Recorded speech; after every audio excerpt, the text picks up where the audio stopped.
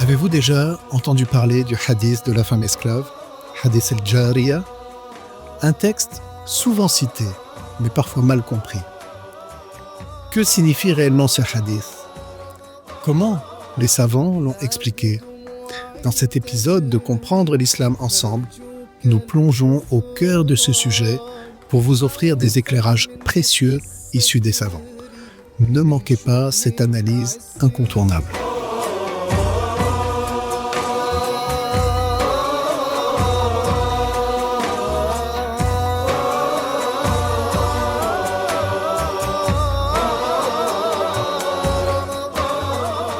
Assalamu alaikum.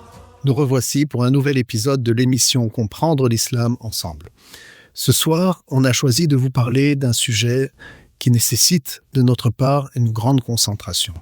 Alors certes, tous les sujets de la science de la religion exigent de la concentration, mais ici, il s'agit d'une question de croyance d'une importance particulière, à la fois essentielle et sensible. Nous allons expliquer le hadith dit de la femme esclave, hadith al-Jariya. Et pour bien comprendre ce hadith, on va tout d'abord revenir sur un sujet dont nous avons déjà parlé lors d'émissions précédentes. Il s'agit de l'exemption de Dieu de toute ressemblance avec les créatures.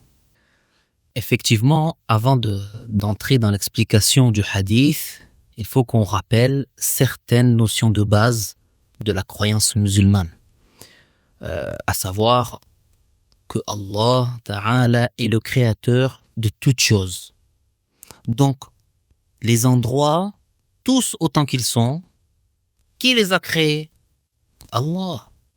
Parmi eux, il y a quoi? Il y a le ciel. Donc, Allah n'en a pas besoin. Allah n'habite pas le ciel, ni la terre, ni le paradis, ni l'enfer. C'est la première chose que je voulais rappeler. Ensuite, il y a une règle essentielle à connaître pour bien comprendre la croyance musulmane. Il n'y a pas un seul hadith prophétique qui soit contraire à un autre hadith, ni un seul verset qui soit contraire à un autre verset. Les versets du Coran s'expliquent les uns les autres, et les hadiths viennent en conformité les uns avec les autres. Et il n'y a pas un verset qui soit contraire à un hadith, ni un hadith qui soit contraire à un verset. Il n'y a aucune contradiction entre les textes religieux. Passons au hadith dont on va parler ce soir. Ce hadith est cité par ceux qui prétendent que Allah serait un corps. On les appelle les mujassima. Et également, il est cité par ceux qui assimilent Allah aux créatures. Et eux, on les appelle les mushabbiha. Ce hadith dit de la femme esclave. Quelle est son histoire? Alors, il faut savoir qu'il y a plusieurs versions de ce hadith. Et dans une de ces versions, on rapporte qu'un homme avait frappé une esclave au visage parce qu'elle n'avait pas su garder convenablement un troupeau et un loup était venu et avait dévoré une brebis. Et il a donc voulu l'affranchir afin d'agir en bien avec elle. Il l'avait frappée, il a voulu agir en bien avec elle et donc l'affranchir. Il voulait d'abord la tester pour savoir si elle était musulmane. Alors, il l'a amenée au prophète, sallallahu alayhi wa sallam. Voilà, ça, c'est pour le contexte. Maintenant, on va rapporter ce hadith. Dans la version de Muslim, il est dit qu'un homme est venu voir le messager de Allah, sallallahu alayhi wa sallam, et il l'a interrogé à propos d'une femme esclave lui appartenant. Il a dit, j'ai dit, ô messager de Allah, et si je la franchissais? Il lui a répondu, itini biha, ce qui signifie, fais-la venir. Il l'a donc faite venir auprès de lui et le messager sallallahu alayhi wa sallam lui aurait alors dit Aïna Allah. Là, on va garder pour le moment cette expression en arabe et on donnera l'explication dans le courant de l'émission où vous verrez pourquoi. Elle lui aurait répondu Fis sama, Ici, c'est pareil pour cette expression. On la laisse en arabe. Ensuite, le prophète sallallahu alayhi wa sallam y aurait dit Man ana, ce qui signifie qui suis-je? Elle aurait dit tu es le messager de Allah. Il aurait alors dit A'tiqha fa innaha mu'minah, ce qui signifie affranchis-la, elle est bien croyante. Fin de citation. Donc, on a donné le contexte de cette histoire. Puis, tu viens de nous citer une version de ce hadith avec les termes qui se trouvent dans le Sahih de Muslim. Et j'insiste sur le fait que c'est une des versions. Et on vous citera d'autres plus tard. Mais on va avancer progressivement pour aider chacun à bien comprendre ce sujet. Il faut savoir qu'il y a deux voies chez le Sunnah concernant ce hadith connu sous le nom du hadith de la femme esclave. Il y a deux approches et les deux voies sont valides. Elles ont toutes les deux des arguments solides. Elles ne sont pas erronées. Alors, quelles sont ces deux approches? La première voie, qui a été adoptée par les savants de Ahlus Sunnah, consiste à dire que ce hadith, selon cette chaîne de transmission, avec ce récit-là, avec ces termes-là, n'est pas confirmé du messager sallallahu alayhi wa sallam. Qu'est-ce que ça signifie? C'est-à-dire qu'ils l'ont déclaré faible. On parle bien ici de la version qui est rapportée par Muslim et que on a citée. Les savants de Ahlus Sunnah ont dit que c'est un hadith faible, malgré le fait qu'il soit dans Sahih Muslim. Et donc, il ne constitue pas une preuve dans la croyance. Pourquoi est-ce que ils ont dit que ce n'est pas une preuve? Parce que le hadith faible, le hadith qui est faible, ne peut pas être pris comme preuve dans la croyance. On peut œuvrer conformément à un hadith faible concernant les actes méritoires, mais on ne peut pas baser notre croyance sur des hadiths faibles. Les fondements de la croyance ne peuvent pas reposer sur un hadith faible. Maintenant, il faut qu'on précise pourquoi les savants ont dit que c'est un hadith faible. Alors, parmi les choses qu'ils ont mentionnées, les savants ont dit que ce hadith a été rapporté avec différentes versions, comme on l'a dit. Or, toutes ces versions étant équivalentes en ce qui concerne leur authenticité, dans le sens qu'il n'y a pas une version qui prévaut sur les autres. Il n'y a pas une version où la chaîne de transmission serait plus forte que les autres. Toutes ces versions, de ce point de vue-là, sont donc équivalentes. En plus de cela, ces versions sont incompatibles. C'est-à-dire qu'on ne peut pas concilier les différentes versions. En effet, ce hadith a été rapporté en les termes que tu nous as cités, qui est ceux qui sont mentionnés dans la version rapportée par Muslim. Mais dans une autre version, la question posée par le prophète, sallallahu alayhi wa sallam, aurait été « Ma rabbuk » qui signifie « Qui est ton Seigneur ?» Elle aurait dit « Allah ». Et dans une troisième version, le prophète, sallallahu alayhi wa sallam, lui aurait demandé « Ayn Allah ?» et elle aurait alors fait un signe vers le ciel sans parler, car elle aurait été muette. Et enfin, dans une quatrième version, la question du prophète, sallallahu alayhi wa sallam, aurait été par les termes « Atashhadina alla ilaha illallah » qui signifie « Témoignes-tu qu'il n'est de Dieu que Allah ?» et elle aurait répondu « Oui ». La suite de cette quatrième version, qui elle est rapportée par l'imam Malik dans le Muwatta, est que le prophète sallallahu alayhi wa sallam a dit « Atashhadina anni rasulullah » ce qui signifie « Témoignes-tu que je suis le messager de Allah ?» Elle a répondu « Oui ». Donc, qu'est-ce qu'on constate ici? On constate donc l'incompatibilité entre les différentes versions de ce hadith. Et c'est pourquoi les savants ont expliqué que puisqu'il existe plusieurs versions de même niveau d'authenticité, mais incompatibles entre elles, cela indique un manque de maîtrise dans la transmission de ce hadith. Les spécialistes du hadith le considèrent dès lors comme faible et le classent parmi les hadiths qu'on appelle muttarib, ceux rapportés avec des divergences perturbantes car inconciliables. En effet, l'irrégularité, al-ittirab, indique un manque de soin dans la transmission du hadith telle qu'elle aurait dû être faite. Et on ne peut donc s'appuyer sur aucune des versions de ce hadith. Les savants spécialistes du hadith, les muhaddith, ont des règles. Parmi ces règles, il y a wal-ittirab mujibun lid-da'f. Cela veut dire l'irrégularité, c'est-à-dire l'existence de divergences inconciliables entre les versions de même niveau d'authenticité implique la faiblesse du hadith. Et c'est ce qu'ont dit An-Nawawi, Ibn Salah et d'autres que d'eux.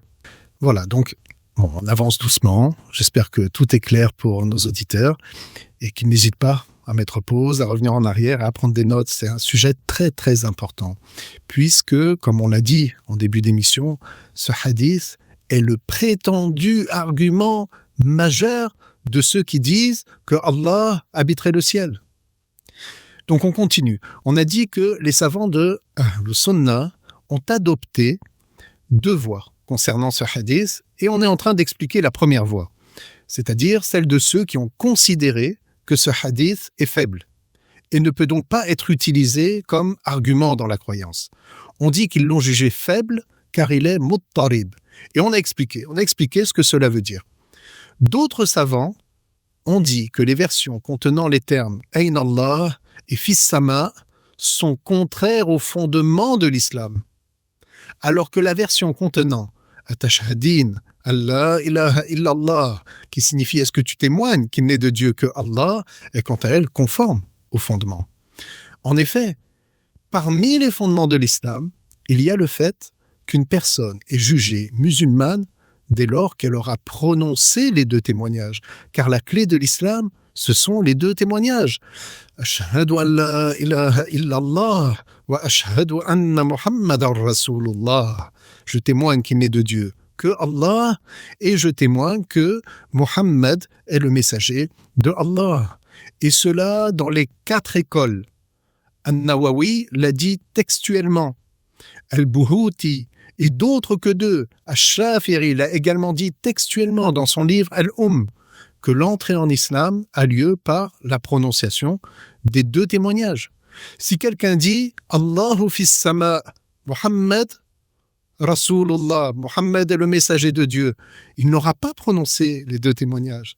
Par cette expression, on ne rentre pas en islam. Par conséquent, les savants ont dit que le fait d'expliquer la version fis sama par le sens apparent est contraire au fondement de l'islam, car cela revient à dire que le prophète sallallahu alayhi wa sallam aurait jugé cette femme musulmane sans qu'elle ait prononcé les 2 témoignages. Donc, le point d'argumentation ici, c'est que pour être musulman, il faut dire les 2 témoignages qui sont bien connus et non pas la parole Allahu fis sama.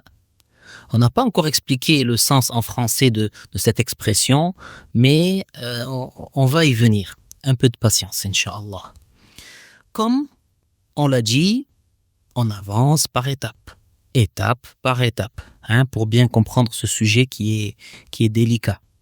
Mais je reviens sur le fait que la première voie consiste à dire que ce hadith est faible et que donc on ne le prend pas en compte dans la croyance.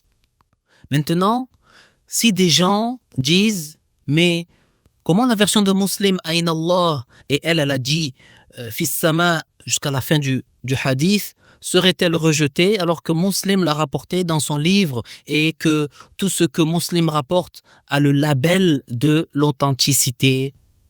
Eh bien la réponse c'est qu'un certain nombre de hadiths de Muslim, en fait, il s'agit de 4 hadiths. Il y a 4 hadiths qui ont été rejetés par les savants du hadith. On ne va pas faire un cours détaillé sur ça aujourd'hui, mais sachez que les muhaddiths les ont cités dans leurs livres. Par exemple, le hadith dans lequel le messager de Allah sallallahu alayhi wa sallam aurait dit à un homme « Inna abi wa abaka finnar » signifiant « Certes, mon père et ton père iront en enfer ». Ce hadith a été jugé faible, il a été jugé da'if par le Hafiz As-Suyuti. Ça, c'est un exemple, effectivement, des hadiths qui ont été rejetés, qui sont pourtant mentionnés dans le Sahih de Muslim, rejetés par des savants. Hein. Mais maintenant, on passe à la deuxième voie, qui, comme on l'a dit, est elle aussi valide, qui n'est pas erronée. Les savants de Ahlus Sunnah, qui ont adopté cette deuxième approche, ont dit que ce hadith est authentique, mais qu'il a un sens qui est digne de Allah et du messager, conforme à l'enseignement révélé, qui n'est pas contraire au Coran et ne contredit pas la parole de Allah Ta'ala, « Laysa kamithlihi shay ». Ce verset qui signifie « absolument rien n'est pareil à Allah ». Alors quel est ce sens ? Ils ont dit que le messager, sallallahu alayhi wa sallam, l'a interrogé à propos de sa croyance au sujet de Dieu. Et elle lui a dit que sa croyance au sujet de Dieu est qu'il est plus éminent que tout autre. Le rapporteur, quant à lui, l'a exprimé avec ses propres termes. Celui qui rapporte a dit que le prophète, sallallahu alayhi wa sallam, aurait dit « Ayn Allah ». Oui, parce que la question « Aïna » ne porte pas toujours dans la langue arabe sur l'endroit. « Aïna » ne veut pas toujours dire où, dans quel endroit, parce que Aïna vise parfois le degré, vise parfois le mérite, la glorification.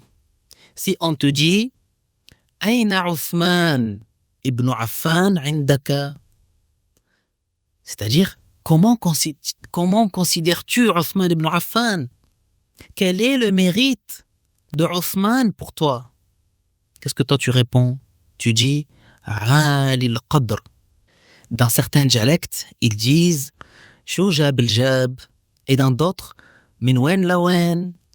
C'est-à-dire, il a un degré beaucoup moins élevé que lui. Il s'agit de son niveau.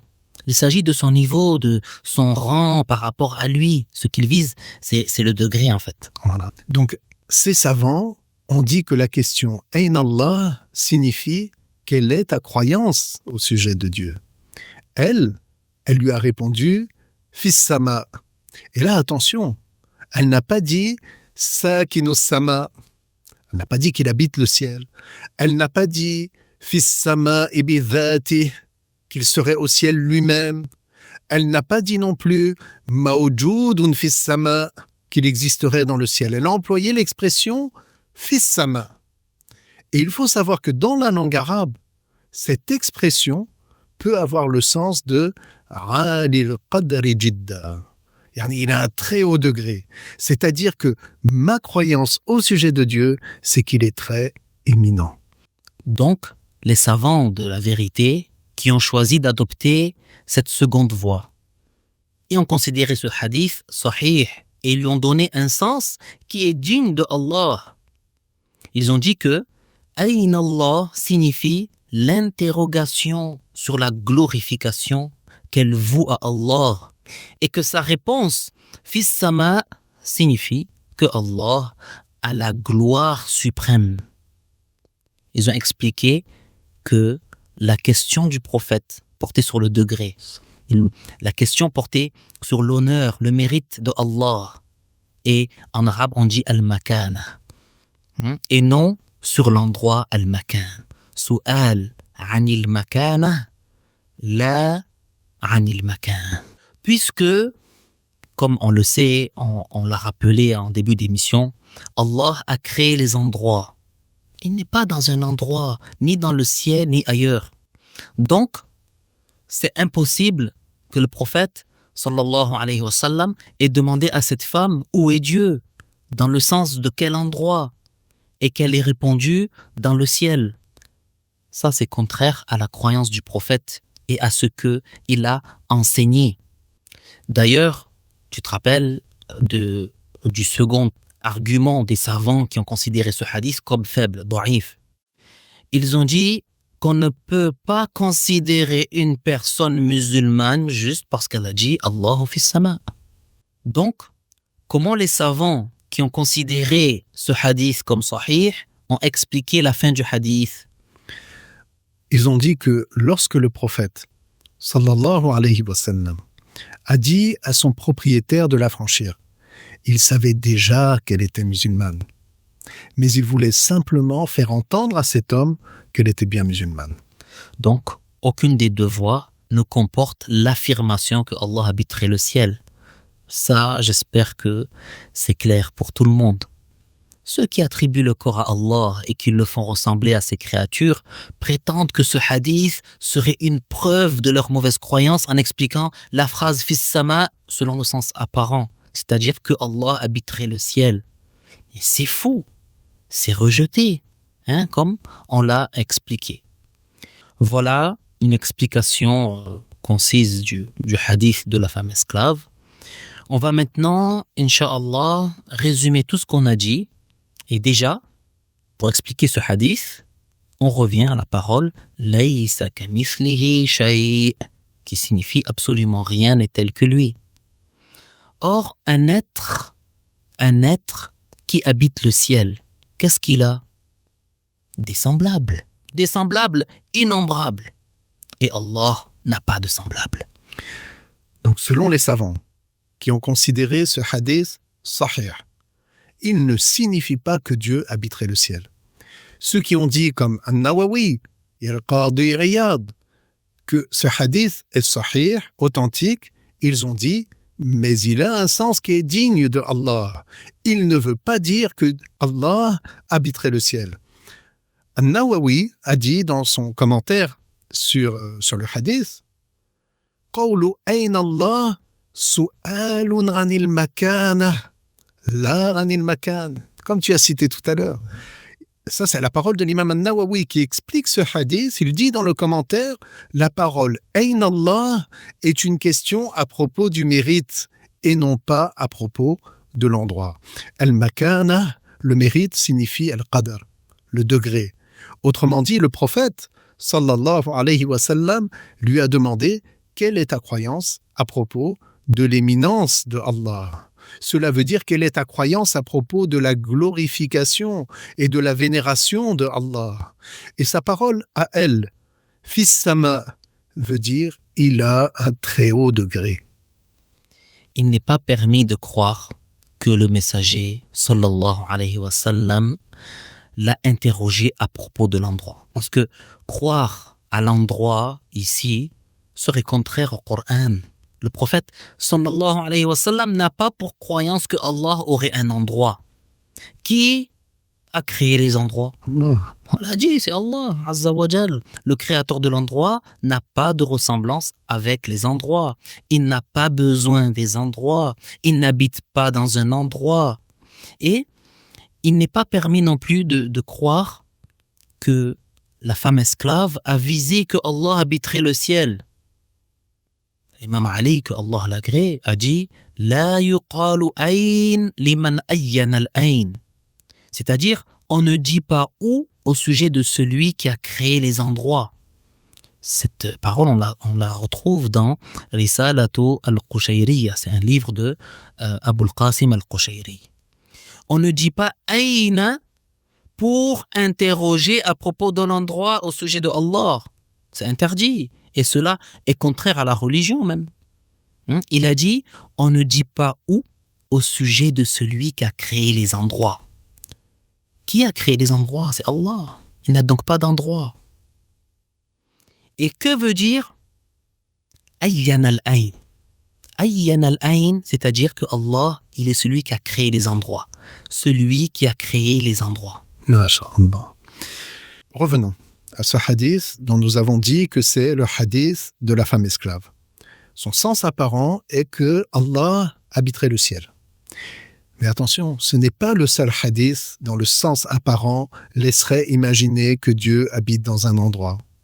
Mais il faut savoir que pour cet autre hadith, personne, pas même ceux qui disent que Allah a un corps et qu'il habite le ciel, personne n'a dit que ce hadith voudrait dire que Allah se trouve sur terre.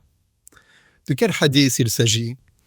Cet autre hadith au sujet duquel les savants n'ont pas divergé, aucun d'eux n'ayant émis de réserve concernant sa chaîne de transmission.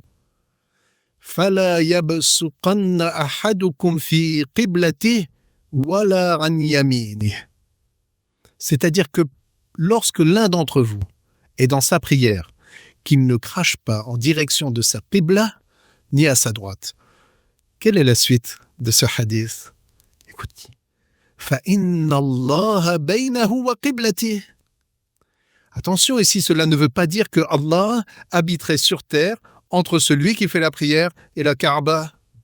Même si le sens apparent de ce hadith laisse suggérer que Dieu serait sur terre. Quant au hadith de la femme esclave, son sens apparent laisse quant à lui suggérer que Allah habiterait le ciel. Le premier hadith a un ta'wil, une interprétation, et cet autre hadith a une interprétation. Le premier, on ne le prend pas selon son sens apparent, qui laisse suggérer que Allah aurait une direction et un endroit, et le second également, on ne retient pas ce sens. Le second non plus. Celui-ci a un sens qui est digne de Allah et l'autre a un sens qui est digne de Allah. Et c'est ainsi que l'on se préserve face au mutashabih, à ce qui n'est pas explicite. Barakallahu fik. Pour conclure, vous l'avez compris, en aucun cas, le hadith dit de la femme esclave ne constitue une preuve que Allah serait dans un endroit. Certes, Allah existe sans endroit et sans comment. C'est ça la croyance des musulmans du monde entier. N'hésitez pas à réécouter ce cours et à vous rendre dans nos centres Ahl Sunnah pour plus d'informations. Barakallahu fikum. Walhamdulillahi rabbil alamin. Wa sallallahu wa sallama ala sayyidina Muhammadin Taha al-Amin. Wassalamu alaykum wa rahmatullah.